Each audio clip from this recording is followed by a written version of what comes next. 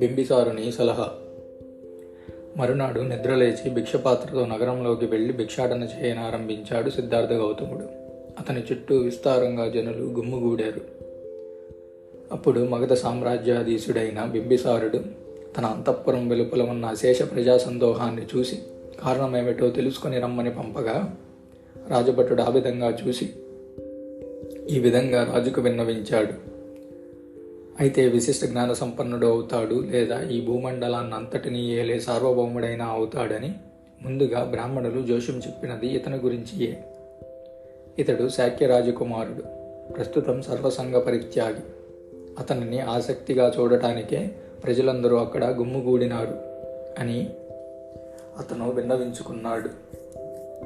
ఇది విన్న రాజు దాని భావార్థము గ్రహించిన వాడై వెనువెంటనే ఆ సేవకును ఉద్దేశించి అతడెక్కడికి వెళ్తున్నాడో తెలియపరచు అని ఆదేశించగా, ఆ సేవకుడు రాజాజ్ఞను శిరసావహిస్తూ యువరాజుని అనుసరించాడు. స్థిర దృష్టితో కాడి పడవ దూరం వరకు మాత్రమే తన ముందుకు చూస్తూ తూచి నెమ్మదిగా అడుగులు వేస్తూ ఆ యాచకోత్తముడు తన సర్వేంద్రియాలను, మెదిలే ఆలోచనలను అదుపులో పెట్టుకుని శాంతస్వరంతో భిక్షాటన చేసుకుంటూ వెళ్తున్నాడు. అలా ఇచ్చిన భిక్షను గైకొని పర్వత మూల ప్రాంతంలో ఉన్న తన ఏకాంత ప్రదేశంలో విశ్రమించి దాన్ని భుజించి పాండవగిరిని ఎక్కాడు. రౌద్రవృక్షాలతో దట్టంగా నిండి ఉన్న ఆ వనం పీకకూజితాలతో ప్రతిధ్వనించగా తూర్పు కొండలపై ఉన్న ఉదయపానుడిలా, ఎర్రని దుస్తులతో మానవాళికే దివాకరునిలా ఆయన ప్రకాశించాడు. రాజసేవకుడు ఆ విధంగా అతన్ని అక్కడ పరిశీలించిన మీదట ఆ విషయమంతా రాజుకు విన్నవించాడు. అది విన్నంతనే రాజు విశేష అభిమానంతో కొద్ది పరివారంతో అక్కడికి బయలుదేరాడు. కదిలే పర్వతానికి తానే శిఖరంగా ఒప్పుతూ కోరికలను జయించిన వాడై పద్మాసనంలో కూర్చొని ప్రకాశిస్తున్న గౌతముని అక్కడ అతడు చూశాడు. అతని సుందర విగ్రహాన్ని, సంపూర్ణ ప్రశాంతతను చూసి అతనిని గుర్తించి ఎంతో ఆశ్చర్యం, అభిమానం కలగలగా ఆ ప్రజానాథుడు అతన్ని సమీపించాడు. బింబిసారుడు సాదరంగా అతన్ని సమీపాన కూర్చొని అతని యోగక్షేమాలను విచారించాడు. గౌతముడు కూడా తత్సమానమైన సమ్రత భావంతో తాను మానసికంగా, శారీరకంగా ఆరోగ్యవంతునిగా ఉన్నట్లు, ఏ విధమైన కష్టాలు లేకుండా క్షేమంగా ఉన్నట్లు తెలిపాడు.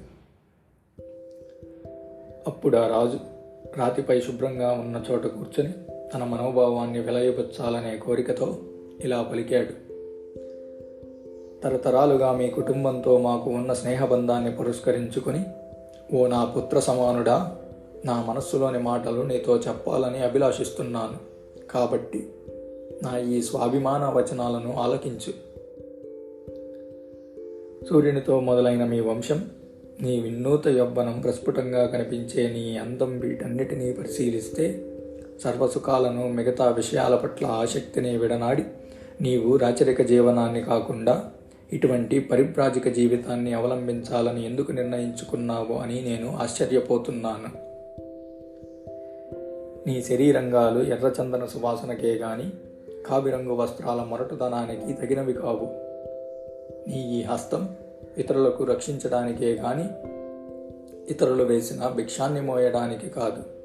ఓ యువరాజా, ఒకవేళ పితృపరంగా వచ్చే రాజ్యాన్ని పరిపాలించడం నీకు ఇష్టం లేనట్లయితే దయచేసి నా అర్ధరాజ్యాన్ని వెంటనే అంగీకరించు. ధర్మ నిబంధనలకు అనుగుణంగా భోగభాగ్యాలను పరితరించి ప్రేమను, మిగతా వాటిని విలోమ క్రమంలో అనుసరించు. ఇవే జీవితంలో 3 లక్ష్యాలు. ఎవరైనా చనిపోతే వారు ఈ ప్రపంచానికి సంబంధించినంత వరకు అదృశ్యులైన వారి క్రిందే లెక్క. ఈ జీవన లక్ష్యత్రయాన్ని అనుసరించి నీ వ్యక్తిత్వాన్ని ఫలప్రదం చేసుకో. ధర్మాన్ని, సిరి సంపదలను, భోగభాగ్యాలను సంపూర్ణంగా వర్షపరుచుకున్న తరువాత అప్పుడు మానవ జీవితం పరిపూర్ణమవుతుందని చెబుతారు. విల్లు సారించడానికి తగినటువంటి శక్తివంతమైన నీ 2 బాహువులను నిర్ధరంగా ఉంచవద్దు. ఈ భూమండలాన్నే కాకుండా ముల్లోకాలను జయించడానికి అవి తగి ఉన్నాయి. ఇదంతా నీ పట్ల నాకు గల అభిమానంతో చెప్తున్నాను, కానీ సన్యాసి బట్టలతో ఉన్న నీ పట్ల ప్రభుత్వాధికారంగా కానీ రాజుననే అహంకారంతో కానీ మాత్రం కాదు. దుఃఖంతో నా మనసు నిండిపోయింది. నాకు కన్నీళ్లు వస్తున్నాయి. సర్వసంగ పరిత్యాగ జీవితాన్ని గడప నిశ్చయించుకున్న నీవు ముందుగా ఈ యుక్త కాలంలో ఆనందాలను అనుభవించు.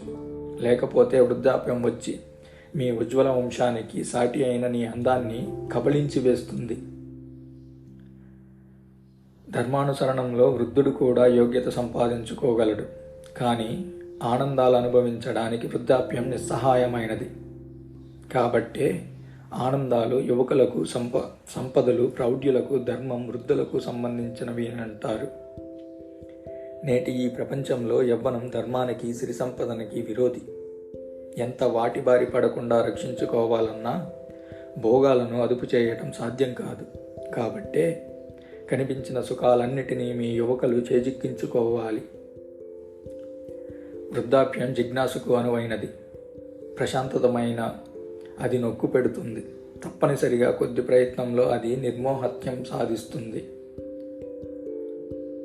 దూరం చూసే సహనం లేకుండా చాపల్యంతో బాహ్య విషయాల వెంట పరుగులు తీసిన యవ్వన దశ తర్వాత కీకరణ్యానం నుండి క్షేమంగా బయటపడిన వ్యక్తిలా వాళ్ళు గాలి పీల్చుకుంటారు. కాబట్టి ఈ చాపలమైన తెంపరి స్వభావం గల దశను ముందుగా గడిపివేయాలి.